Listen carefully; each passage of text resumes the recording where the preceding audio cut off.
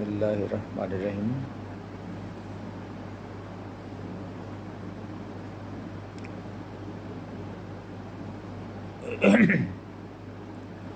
বাংলাদেশের একজন নাগরিক হিসেবে আমি বর্তমান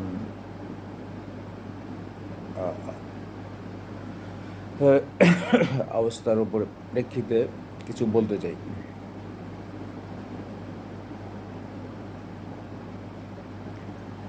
প্রথমত,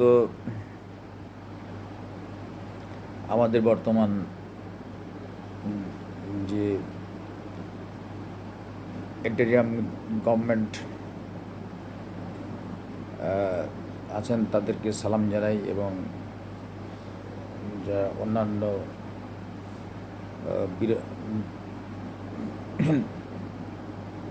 দলগুলি আছে সবাইকে আমার শ্রদ্ধা জানাই।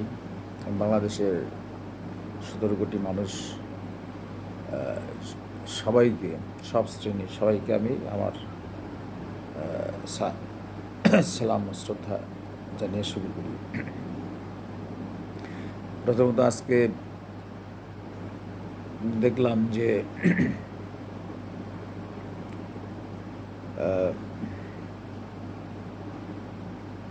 ইন্টেরিয়াম গভর্নমেন্ট থেকে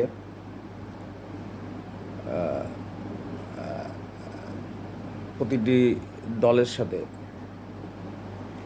রাজনৈতিক দলগুলির সাথে আলোচনার একটা ব্যবস্থা নিয়েছে। এটা ভালো যে তারা যে কাজগুলি করছে, ইন্টারিম গভর্নমেন্ট যে কাজগুলি করছে, তাদের কাজের অগ্রগতি এবং সেই পরিপ্রেক্ষিতে তারা উপদেষ্টা, সরকারের উপদেষ্টা, প্রধান উপদেষ্টা এবং তাদের সাথে বৈঠক করবে এবং কাজের অগ্রগতি সম্বন্ধে হয়তো বা আলোচনা করবে। পর্যায়ক্রমে সব দলগুলির সাথে তারা আলোচনা করবে। এটুকুন আমরা খবরে এটা দেখলাম। তো এটা আমার ভালো লাগছে যে এটা এদিকে এই দলগুলির সাথে আলোচনা, সংস্কারের পাশাপাশি সংস্কার কতটুকুন হলো, কি সমাচার, সংস্কারে কোন কোন পর্যায়ে বর্তমান সরকার আছে, মধ্যবর্তী গভর্নমেন্ট কতদূর অগ্রসর হলো, এ বিষয়ে আলোচনা করবে। এটা একটা ভালো দিক, এটা ভালো লাগছে। কিন্তু আমি আজকে যে বিষয়টা নিয়ে আমি আলোচনা করতে চাচ্ছি, আসলে কথাগুলো না বলেও পারছি না, আমাকে বলতে হচ্ছে। এই দেশের একজন জনগণ হিসাবে, অধিবাসী হিসাবে আমাকে এই দেশের ভালোর জন্য আমাকে বলতে হচ্ছে। যে সেটা হচ্ছে যে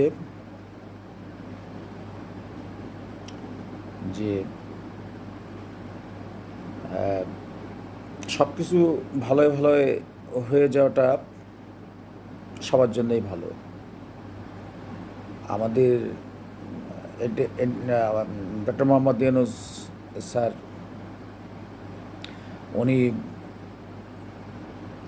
উনি মনে প্রাণে চাচ্ছেন যে একটা সুন্দর ভোট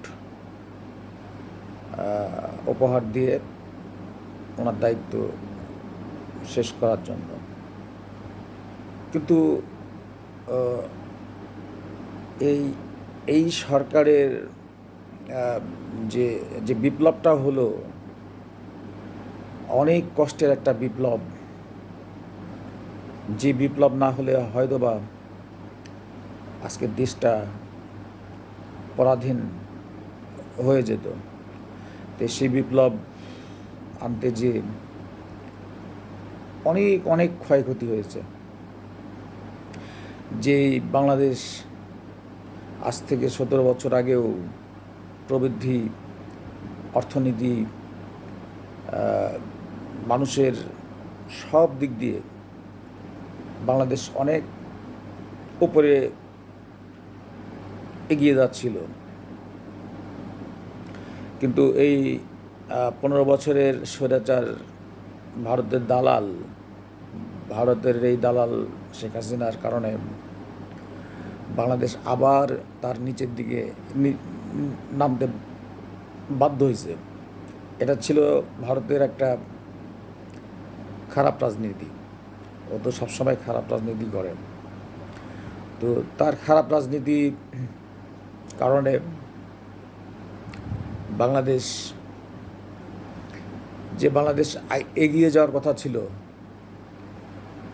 অর্থনীতিভাবে ভারতের চেয়েও এগিয়ে যাওয়ার কথা, অন্যান্য দেশের চেয়েও এগিয়ে যাওয়ার কথা ছিল। আজকে হয়তো বা 15-17 বছর 18 বছরে অনেকটাই এগিয়ে যেত, কিন্তু এটা যেতে পারে নাই। শুধু এই ভারতের এক দালাল নিয়ে বসাইছিল স্বৈরাচার, তাকে দিয়ে খেলিয়ে এই দেশটাকে আজকে আবার দাবায় দিছে। অর্থনৈতিকভাবে সব দিক দিয়ে নিচু করে ফেলছে। স্বৈরাচার হাসিনাকে দিয়ে খেলাইছে, আমাদের ক্ষতি করছে। তো আমি ওই দিকে যাইতেছি না, আমি একটু বলি। সেটা হচ্ছে যে বিপ্লব একটা হলো, বিপ্লবের ভিতরেও ধীরে ধীরে একটা বিপ্লব আমরা অর্জন করছি, কিন্তু এর ভেতরেও আরেকটা খুব ধীরে ধীরে একটা বিপ্লব আমাদের কাছে পরিলক্ষিত হচ্ছে। সেটা এই বিপ্লবকে যাতে সফল না হয়, বাংলাদেশ যাতে তার নিজের পায়ে নিজে না দাঁড়াতে পারে, বাংলাদেশ তার নিজের স্বাধীনতা নিয়ে, নিজের সার্বভৌম নিয়ে দাঁড়াতে না পারে, এটাকে ভাঙার জন্য প্রতি বিপ্লব ঘটানোর চেষ্টা করা হচ্ছে। সেটা ওরা খুব বিপক্ষের যারা, তারা খুব সন্তর্পণে, মানে খুব ধীর গতিতে এবং খুব বুদ্ধিমত্তার সাথে আগাচ্ছে। এটা আমাদের বর্তমান ইন্টেরিয়াম গভর্নমেন্ট যারা আছেন, ডক্টর ইউনূসের যে গভর্নমেন্ট আছেন, বা যারা এই সরকারের যারা উপদেষ্টা আছেন, এবং ছাত্র যারা নাকি আন্দোলনে প্রচণ্ড ভূমিকা রেখেছিল, এবং যারা এদেশের যারা রাজনীতি করে এই রাজনৈতিক দলগুলো যারা এত ত্যাগ স্বীকার করছে, তারাও সম্ভবত বুঝছেন কিনা জানি না। তো আমার কাছে যেটা আমি মূল বিষয়টা আমি বলি, সেটা হচ্ছে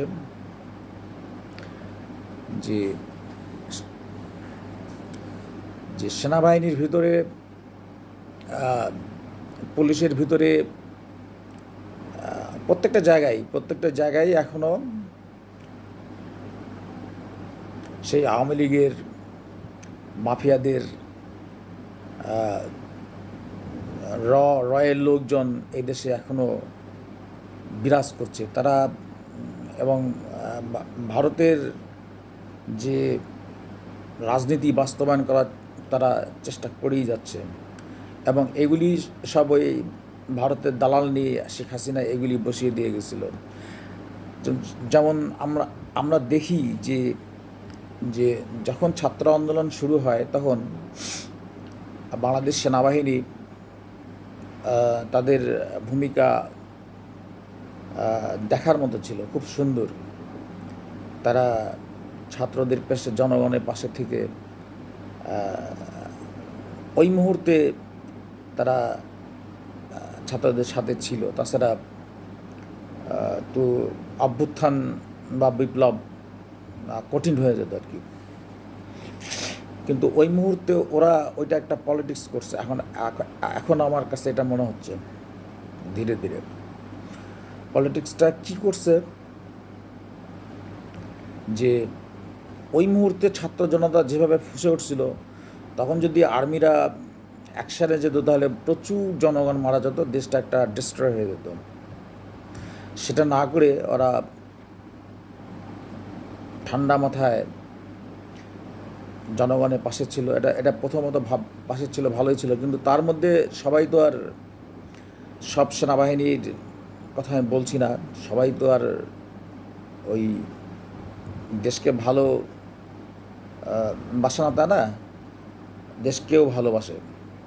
অনেক সেনাবাহিনী আমাদের দেশের গর্বের সৈনিক ভালোবাসে। এর মধ্যে কিছু কিছু যারা মাস্টার মাইন্ড অফিসার ছিলেন, লেফটেন্যান্ট জেনারেল আকবর সাহেব, যিনি নাকি আয়নাঘরের মাস্টার মাইন্ড ছিলেন, এবং আওয়ামী লীগকে খুশি করার জন্য ইনি আরও কিছু সেনা অফিসার যারা ছিলেন, তারা ওই তৎকালীন সরকারকে, স্বৈরশাসককে খুশি করার জন্য আয়নাঘর তৈরি করছিল। আয়নাঘরের মাস্টার মাইন্ড তারা তাদের বুদ্ধিমত্তা, তাদের এই দিয়ে এই দেশের প্রচুর মানুষ তাদের নির্দেশে মারা গেছে, খুন হয়েছে, অত্যাচারিত হয়েছে। এবং শুধু সেনাবাহিনী না, পুলিশের ভিতরেও কি বলবো, পুলিশের মধ্যেও প্রায় ম্যাক্সিমাম পুলিশ, সব পুলিশ বলছি না, যারা কিনা বিপ্লবের সময় আমরা দেখছি এবং আরও ওই 15-17 বছর দেখছি, এরা কথায় কথায় গুলি করতো। এরা সম্পূর্ণ ওই মাফিয়া চক্রেরই লোক ছিল, শেখ হাসিনার লোক ছিল এবং ভারতের লোক ছিল এরা। তো আমি কথাগুলো এই জন্য বলছি যে এখনও এই যে দেশে, কথাগুলো বলার কারণ হচ্ছে দেশে এখনও জিনিসপত্রের দাম বেশি। এখনও বাংলাদেশে যে একটা বিপ্লব হওয়ার পরে যে একটা দেশ, একটা সুন্দর পরিস্থিতি তৈরি হয়, একটা শান্তিময় একটা দেশ তৈরি হয়, এটা কিন্তু এখনও হয়নি। কারণ যারা কিনা ওই যেমন লেফটেন্যান্ট জেনারেল আকবর, ওনার তো চাকরি চলে যায়, সে ক্যান্টনমেন্টে থাকার কথা না, তার বাইরে থাকার কথা। সে ওই রয়ের নেতার সাথে বসে থেকে ঢাকায় গোপনে বৈঠক করে। এটা কি জানে না ইন্টেলিজেন্ট? সব জানে। তো যারা ইন্টেলিজেন্স আছে তারা সবই জানে। সেনাবাহিনীর ভিতরে যারা আছেন তারাও জানে, পুলিশের মধ্যেও আছে যারা, তা অনেকে জানে। ওনারা সবাই চুপ করে আছেন, কারণ ধরি মাছ না ছুঁই পানি। মানে তারা ধীরে ধীরে, ওই যে বললাম, ধীরে ধীরে তারা প্রতি বিপ্লবের দিকে আগাচ্ছে। মানে তারা, আমি তো অবাক হয়ে যাই যে এই যে বর্তমান যে ইন্টেরিয়াম যে গভর্নমেন্টটা আছে, তাদের কথা তো যেভাবে শোনার কথা আসে, একটা শুধু সেনাবাহিনী না, প্রত্যেকটা বাহিনী, প্রত্যেকটা বিভাগ, তাদের কথার বলার আগ দিয়ে তাদের কথা প্রতিফলন হওয়ার কথা, কিন্তু সেটা হচ্ছে না। এই যে যারা কিনা সেনাবাহিনীর ভিতর থেকে, পুলিশের ভিতর থেকে যারা এই যে মানুষগুলিকে মারলো, এই যে একটা দেশ স্বাধীন হতে যে এতগুলি মানুষ মারা গেল, তাদের তো এতদিনে তাদের বিচারের আওতায় নিয়ে আসার কথা। 2-1 নামে মাত্র যেগুলি আলোচনা হয়েছে, 2-1 দেখানো মাত্র জেলে ঢুকাইছে বা করছে, রাজনৈতিক নেতাগুলোকেও তাই করছে। যারা ধরা পড়ছে তাদেরকে জেলে ঢুকাইছে, আবার অনেকগুলোকে দেশ থেকে বাহির করে দেওয়া হয়েছে। আর যাদেরকে জেলে ঢুকানো হয়েছে তারা কিন্তু জেলে ভালো আরামেই আছে আর কি। তো আমরা এর আগেও তো বিরোধী দলগুলিকে, যখন সরকার থেকে বিরোধী দলে যারা এরকম জেল টেল খাটছে, তাদেরকে তো আমরা এত আরামে দেখিনি। তো এদেরকে এত আরামে রাখার কারণটা কি? তার মানে বাংলাদেশের সব জায়গায় তো আমি দেখতে পাচ্ছি যে সেই মাফিয়ার লোকজনগুলি এখনই বসে আছে, এখনও বসে আছে। শুধু ওই হাসিনাই চলে গেছে, কিন্তু প্রত্যেকটা জায়গায় সেই ক্যান্টনমেন্ট কি ওই পুলিশের ওই থানাগুলি কি আর ওই অফিস আদালতগুলি কি আর ওই প্রত্যেকটা দপ্তরই কি প্রতিটা জায়গায়, এমনকি যে বর্তমান সরকারের যে উপদেষ্টা, এই উপদেষ্টার মধ্যেও দুজনের নাম শোনা যাইতেছে। এক আসিফ নজরুল, উনি আওয়ামী লীগ ঘেঁষা। তো আওয়ামী লীগ ঘেঁষা একটা মানুষ, যে আওয়ামী লীগ আমাদের এত ক্ষতি করলো, আর পররাষ্ট্রমন্ত্রী। তো এনাদের যে নাম শোনা যাইতেছে, এই দুজনের নাম শোনা যাইতেছে। তো এই ধরনের মানুষ একটা বিপ্লবের পরে বিপ্লবের দ্বারা তৈরি একটা গভর্নমেন্টের ভিতর থাকে কি করে? তারা কি করে হচ্ছে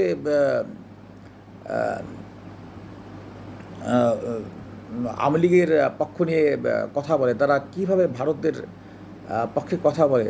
আব্দুর রহমান মান্নারকে জেলের মধ্যে ঢুকায় এই আইন উপদেষ্টা আসিফ নজরুল। এটা কী করে সম্ভব? তারা তো ওই আব্দুর রহমান মান্নাকে তাকে তো সম্মান দিয়ে হচ্ছে তাকে বুকে টেনে নেওয়ার কথা, তাকে কেন জেলে ঢুকালো এতদিন পর? দেশ বিপ্লবে বিপ্লবে স্বাধীন হলো, কিন্তু তাহলে এখানে আমি তো দেখতেছি যে উপদেষ্টার মধ্যেই তো ঝামেলা দেখতেছি, এবং তাদের মধ্যে তাদের কমান্ডের মধ্যেও দুর্বলতা আমি অনুভব করছি। তাদের কমান্ড সেনাবাহিনী যে আন্দোলনের সময় যে কাজটা করছে, আমরা সবাই আপাতত দৃষ্টিতে খুশি হয়েছি, এবং ওটা না হলে হতো না। আর ওই মুহূর্তে আবার সেনাবাহিনী ওটা না করলে সেনাবাহিনীরও সমস্যা ছিল।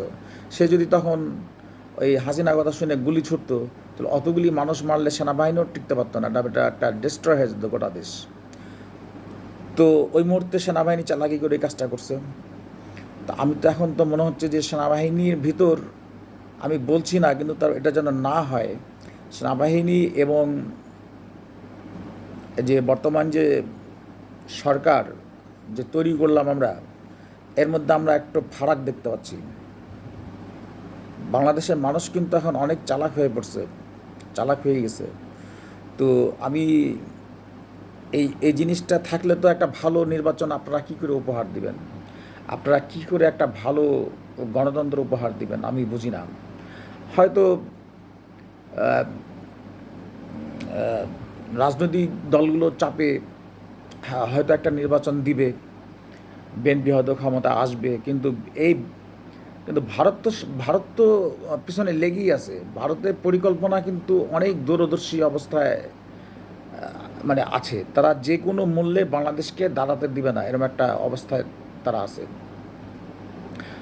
হয়তো এই সরকার দিয়ে একটা ভোট করে বিএনপিকে দিল, কিন্তু সেই বিএনপি যদি স্টেবল না হতে পারে, দীর্ঘদিন না থাকতে পারে, তাহলে তো মুশকিল। এই যেভাবে প্রথম থেকেই জ্বালাইতেছে ইন্ডিয়া,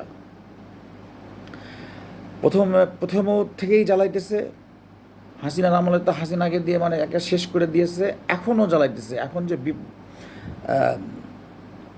দেশে একটা বিপ্লব সংগঠিত হয়েছে, তারপরেও জ্বালাই যেতেছে।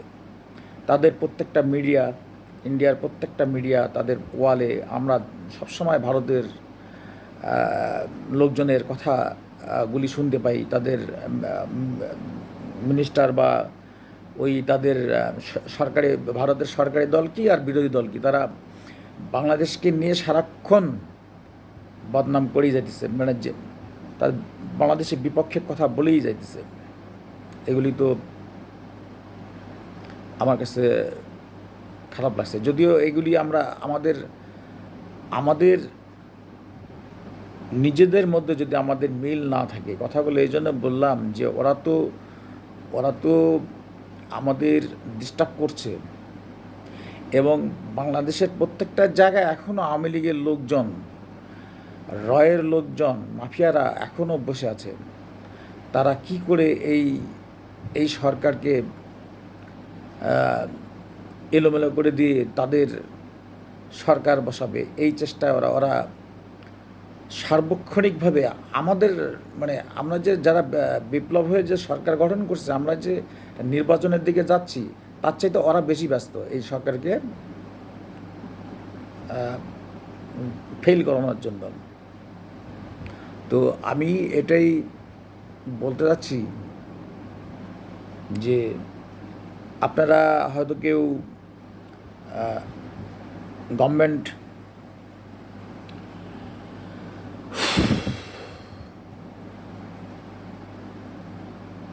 আপনারা কেউ গভর্নমেন্টে যাওয়ার জন্য, সরকারে যাওয়ার জন্য ভোটের প্রস্তুতি নিচ্ছেন, ওই একটা নিয়ে ব্যস্ত আছেন। আবার যারা অন্তর্বর্তী সরকারে আছেন তারা চিন্তা করছেন যে যে একটা কোনো মতো ভোট দিয়ে এখান থেকে যেতে পারলে বাঁচি। কিন্তু বিষয়টা তো ওই রকম না।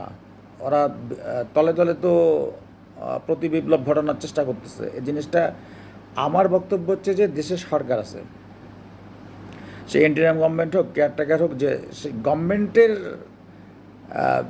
স্ট্রেংথ, তার শক্তি, তার কমান্ড থাকতে হবে অন্যরকম। তার কমান্ডে এতদিন তো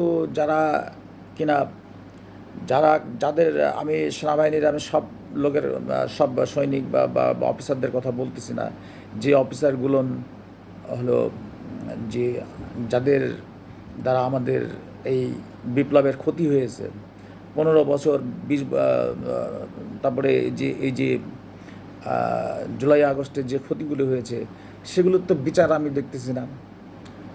ওই 2-1জনকে ধরে ওই জেলের মধ্যে শ্বশুরবাড়ির মতো আদরে রেখে দেওয়া, এটা হলো না। পুলিশের মধ্যেও তাই দেখতেছি, পুলিশেরাও কোনো ভূমিকা নাই, সবাই চুপচাপ বসে আছে। মানে কোনো মতো সময় এগুলো কিল করতেছে ওরা। তারপরে এই যে দেশের চাঁদাবাজির কথা শুনি, এই যে এখানে ওখানে চাঁদাবাজি হয়, দ্রব্যমূল্যের দাম বেশি। আমরা বারবার বলি যে একটা বিপ্লবের পরে তো এগুলি থাকার কথা না। আচ্ছা, তাহলে এগুলি তো একটা, যেহেতু আমাদের সেনা সমর্থিত একটা সমর্থন আছে এই সরকারের প্রতি, তাহলে তো এতদিনে এগুলি সব নিশ্চিহ্ন হয়ে যাওয়ার কথা। দ্রব্যমূল্যের দাম কমে যাওয়ার কথা। যারা জানি না কারা চাঁদাবাজি করছে, তাদের চাঁদাবাজি করার সাহসী হওয়ার কথা না। তারপরে আরও যে অন্যায়গুলি চলছে, এখানে ওখানে গণ্ডগোল, এই কারখানায় গণ্ডগোল, ওই কারখানায় গণ্ডগোল, ওইখানে মারামারি, ওখানে ফাটাফাটি, এগুলি কিছুটা আমার কাছে মনে হয়, আমাদের কাছে মনে হয় যে এগুলি একটা প্রতি বিপ্লব ঘটানোর জন্য ওই কিছুটা সাইলেন্ট, আইনশৃঙ্খলা বাহিনী কিছুটা সাইলেন্ট অবস্থায় আছে। এই জন্য আছে যে এই সরকারটাকে পচানোর জন্য, আমাদের যে তৈরি অন্তর্বর্তীকালীন সরকার তাকে পচানোর জন্য, এবং এই ছাত্র জনতা যারা আন্দোলন করছিল তাদের এই বিপ্লবটাকে ফেল করার জন্য তারা নিশ্চুপ করে আছে। এটা যদি হয় তাহলে তো আমাদের কষ্টের বিষয়, কারণ আমাদের ভাই বোন, আমাদের মায়েরা তার বাচ্চাদের হারাইছে, তার স্বামীদেরকে হারাইছে, তার ছাত্র তার বান্ধবীদেরকে হারাইছে। কলেজে ভার্সিটিগুলোতে এত ছাত্র মারা গেল, এত ছেলেপেলে, এত কর্মী দলগুলোর, বড় বড় দলগুলোর যে এত কর্মী জেল খাটলো সারাটা জীবন, আয়নাঘরের মতো নিশ্চিহ্ন হলো। অনেকের লাশ খুঁজে এখনও পাওয়া যায়নি, এখনও কি অবস্থা। তো এর ভিতর দিয়ে আজকে 17 বছর পরে আমরা একটা বিপ্লবের মুখ দেখলাম, যেখানে কিনা হেলিকপ্টার থেকেও গুলি করা হয়েছে আমাদের ছেলেপেলেদের ওপরে। কি করা হয়নি? আমি তো বলছি যে শেখ হাসিনা এমন একটা স্বৈরাচার ছিল, তো এই দেশকে ভালোবাসতো না। সে ছিল ভারতের একটা দালাল, সে এই দেশটাকে তছনছ টর্নেডোর মধ্যে তছনছ করে দিয়ে দিয়েছিল 15 বছরে। কিন্তু তাকে ছাত্রদের, জনগণের চাপে পালাতে বাধ্য হয়েছে। কিন্তু ভারত তো বসে নাই, ভারত বসে নাই, বসে নাই, রয়ের লোকজন আমার বাংলাদেশেই বসে আছে। বসে থেকে ওরা আমার দেশে আর্মি অফিসারদের সাথে কথা বলে, গোপনে বৈঠক করে কিভাবে প্রতি বিপ্লব করবে। পুলিশগুলোও তাই, পুলিশগুলোও জানে এগুলো সব তো আওয়ামী লীগের নিয়োগ দেওয়া। ওরাও বসে থেকে থেকে চিন্তা করছে যে এ সরকার টিকবে না। আর্মিরাও তাই চিন্তা করতেছে যে সরকার টিকবে না। তখন ওই যদি বাধ্য হয় তখন হয়তো একটা রাজনৈতিক দলে কিছুদিনের জন্য সামান্য সময়ের জন্য হয়তো একটা ভোট দিয়ে কোনো রকম রাখলো, পরে আবার ওই যে ইন্ডিয়াতে বসে আছে, এখন তো হাসিনার বয়স হয়ে গেছে, ওই স্বৈরাচারের অরবিটি একটা আছে, এইগুলা টেনে টুনে নিয়ে আসবে, নিয়ে এসে এই দেশে আবার স্টাবল করার ধান্দায় বসে আছে। তো আমি এতটুকুই বলবো যে এনুস স্যারকে আমি সালাম জানিয়ে বলবো যে আপনাকে আরেকটু সচেতন হতে হবে। এই সরকারটাকে আরেকটু শক্ত হতে হবে, সরকারের মতো সরকার হতে হবে। আপনার কমান্ডের উপরে নৌবাহিনী বলেন, সশস্ত্র বাহিনী বলেন, বিমান বাহিনী বলেন, পুলিশ বাহিনী বলেন, বিজিবি বলেন, এবং প্রত্যেকটা অফিস আদালত থেকে শুরু করে সবাই আপনার কমান্ড করার আগ দিয়ে তারা কথা শুনবে। তাদের ভিতরে যদি কেউ দোষী হয় তাদেরকে দোষী আপনি সাব্যস্ত করে যাদের আইন মাফিক যেটা বিচার হয় সেই বিচারের আওতায় নিয়ে যাবেন। আর যদি না নেন তাহলে আপনার সরকার শূন্যে ভাসবে, দুর্বল হয়ে থাকবে। তখন কিন্তু একটা ভালো নির্বাচন দেওয়াও কিন্তু কঠিন হয়ে যাবে। আর সবচেয়ে বড় কথা যে দেশটাকে আমরা যে একটা গড়তে যাচ্ছি, বাংলাদেশটাকে একটা সুন্দরভাবে গড়তে যাচ্ছি, এই গড়াটা কঠিন হয়ে পড়বে। তো এই জিনিসগুলি ব্যাপারে আপনাকে শক্ত হতে হবে। আবার এই যে আবার শুনি যে এই দেশ থেকে অনেকে পালায় যায়, এটা তো আমি তো আমার ছোটোবেলার থেকে আমি এরকম তো মার্শাল ল দেখছি বা অন্তর্বর্তীকালীন সরকার দেখছি, কেয়ারটেকার দেখছি। তো তখন তো আমি দেখিনি এইভাবে পালানো তো দূরের কথা, তারা পালানোর চিন্তাও করেনি। আর এখন পালা যায় কীভাবে? নিশ্চয়ই এদেশের বাহিনীগুলির সাথে তাদের খাতির আছে, সম্পর্ক আছে। এদেশে তাদের ওই যে বললাম তাদের রয়ের লোকজন আছে, মাফিয়ার লোকগুলো আছে, আওয়ামী লীগের লোকগুলো আছে, তারাই পার করে দিচ্ছে টাকা মিলে। ইন্ডিয়ার লোকগুলি আছে, তারা পার করে দিচ্ছে।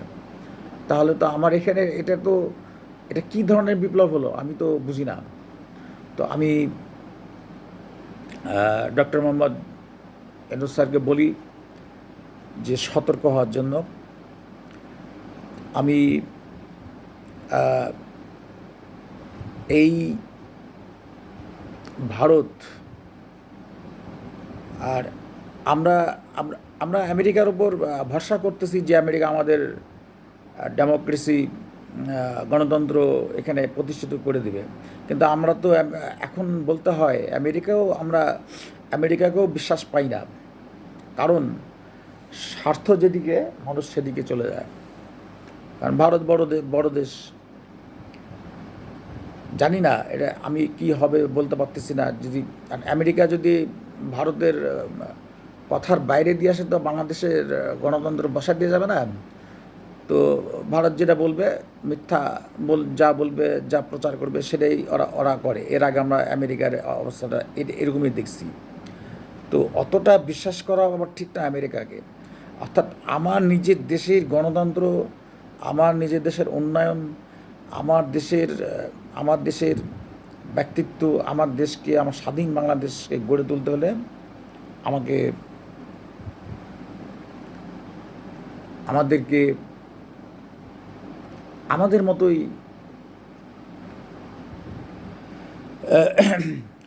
শক্ত হতে হবে। আমাদের নিজস্বতার উপর দাঁড়াতে হবে। আমাদেরকে বুঝতে হবে। ওরা যেমন নিজেদেরকে বুঝে আমাদেরকে আমাদের নিজের বুঝতে হবে যে আসলে আমরা কি কোথাও ভুল করতেছি কিনা। আর চিফ অ্যাডভাইজারকে আমি বলবো যে আপনার আপনার উপদেষ্টাদের ভিতরে যদি কেউ ওই রকম আওয়ামী লীগের লোকজন থাকে তাদেরকে বের করে দিতেন।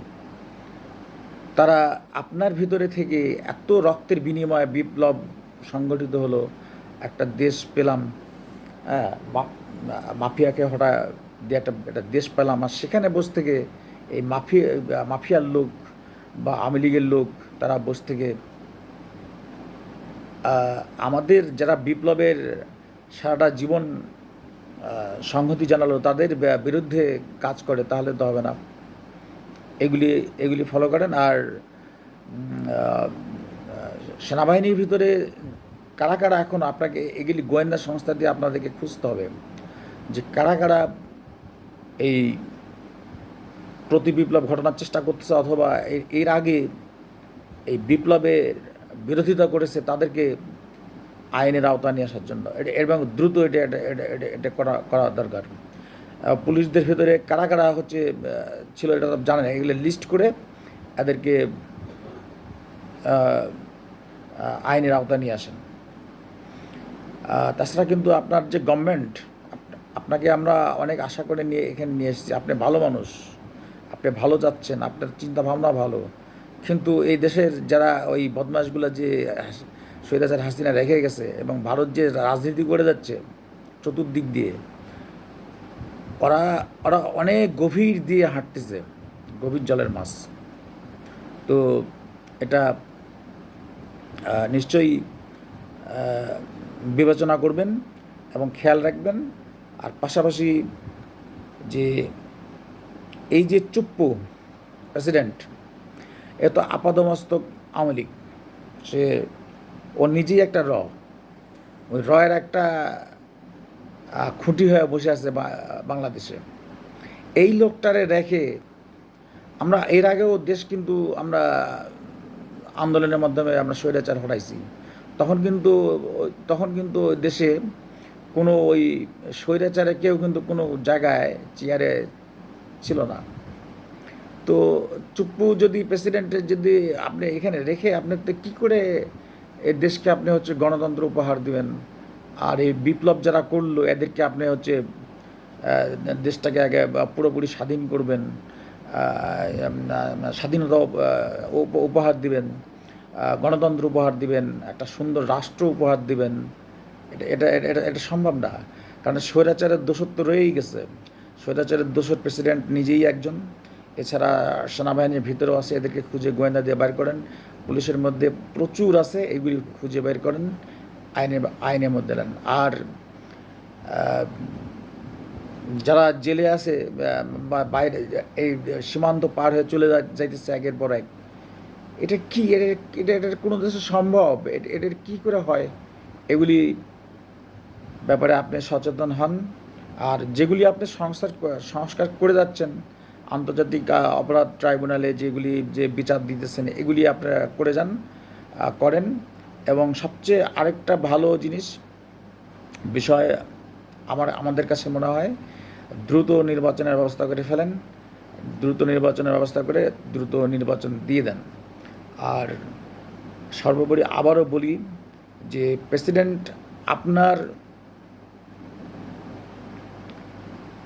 আমি জানি না প্রেসিডেন্টকে কোন আইনের মাধ্যমে আরেকজনকে প্রেসিডেন্ট ওখানে বসানো যায়।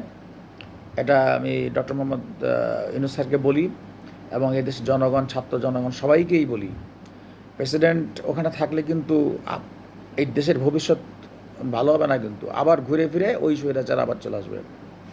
আর এই প্রেসিডেন্টের আন্ডারে প্রেসিডেন্ট সব জানে, সেনাবাহিনীর মধ্যে কারা কারা তার রয়্যাল লোক, ওই রয়ের আরও কারা ইন্ডিয়া থেকে এখানে এসে তারা রাজনীতি করতেছে সব চিনে, আওয়ামী লীগ কারা কারা সব চিনে। যার ফলে আজকে দেখেন 1.5 মাসের বেশি হয়ে গেল, দেশের গুণগত পরিবর্তন আমরা কিন্তু খুব একটা লক্ষ্য করতে পারতেছি না। জিনিসপত্র বলেন, দ্রব্যমূল্য বলেন, দেশের যে অবকাঠামো বলেন, ব্যাংকিং সেক্টর বলেন, সব কিছু এখনও কিন্তু অতটা কিন্তু ওইভাবে হয়নি। অতএব আমি যেটা বলতে চাচ্ছি যে একটা সুন্দর নির্বাচন উপহার দেওয়ার জন্য এবং একটা স্থায়ীভাবে একটা গণতন্ত্র রাষ্ট্র বাংলাদেশ তার নিজের, আমার চায়নাকে আপাতত দরকার নাই, ভারতকেও দরকার নাই। আমার ওই হলো ওই আমি বাংলাদেশ যে স্বাধীন হয়েছে, বাংলাদেশ তার স্বাধীনতা দিয়ে, তার ব্যক্তিত্ব নিয়ে সে নিজে দাঁড়াবে আগে প্রথম হলো।